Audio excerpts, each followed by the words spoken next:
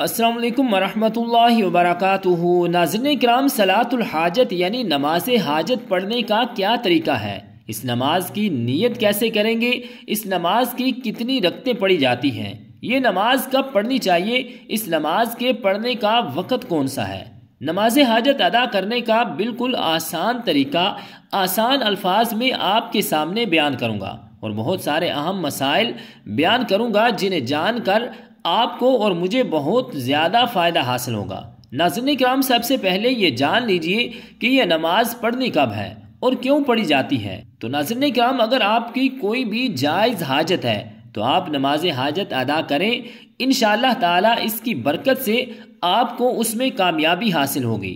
فرض کریں کہ آپ کہیں جاب کے انٹرویو کے لیے جا رہے ہیں تو آپ نماز حاجت ادا کر کے جائیں، اور اسی طرح اگر آپ نے کسی سے قرض لینا ہے اور آپ کو لگتا ہے کہ وہ اگلا شخص قرض نہیں دے رہا تو آپ نماز حاجت ادا کر کے اس کے پاس جائیں تو انشاءاللہ تعالی آپ کو کامیابی حاصل ہوگی۔ اور اگر آپ بیمار ہیں تو صحت یابی کے لیے نماز حاجت ادا کر سکتے ہیں۔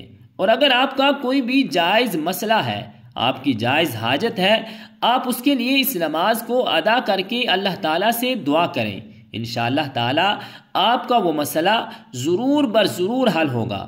اس نماز کے پڑھنے کا وقت کون سا ہے؟ تو ناظرین کرام، یہ نفل نماز ہے، یہ جب چاہے آپ پڑھ سکتے ہیں سوائے 3 مکروہ اوقات کے۔ وہ 3 مکروہ اوقات کون سے ہیں؟ نمبر 1، سورج طلوع ہونے کے بعد 20 منٹ مکروہ وقت ہوتا ہے۔ نمبر 2، زوال کا وقت، اور نمبر 3، غروب آفتاب سے 20 منٹ پہلے مکروہ وقت ہے۔ ان 3 مکروہ اوقات کے علاوہ جب چاہیں آپ یہ نماز ادا کر سکتے ہیں۔ اب یہ نماز پڑھنی کیسے ہے؟ اس نماز کی کتنی رکعتیں ہیں؟ تو ناظرین کرام، یہ 2 رکعت نماز ہے۔ پڑھنے کا طریقہ یہ ہے کہ سب سے پہلے نیت کریں گے، اور نیت اصل دل کا پختہ ارادہ ہے۔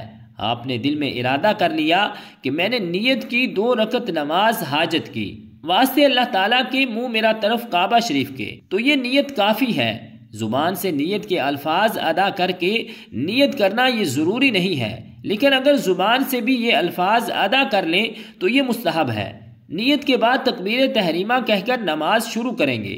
تکبیر تحریمہ کہہ کر ہاتھ باندھ لیں گے، اس کے بعد ثنا پڑھی جائے گی، پھر اعوذ باللہ من الشیطان الرجیم، پھر بسم اللہ الرحمن الرحیم پڑھیں گے، پھر سورۃ فاتحہ کی تلاوت کریں گے اور سورۃ فاتحہ کے ساتھ کوئی سورت ملائیں گے، پھر رکوع اور دونوں سجدے کریں گے۔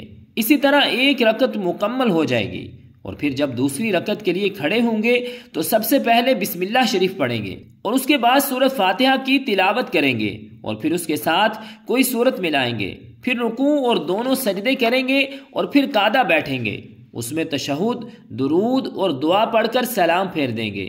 یعنی جس طرح عام 2 رکعت نفل ادا کرتے ہیں اسی طریقے سے یہ 2 رکعت نماز حاجت پڑھی جائے گی، اور نماز حاجت پڑھنے کے بعد صدقے دل سے اللہ تعالیٰ کی بارگاہ میں عاجزی کے ساتھ دعا کریں گے۔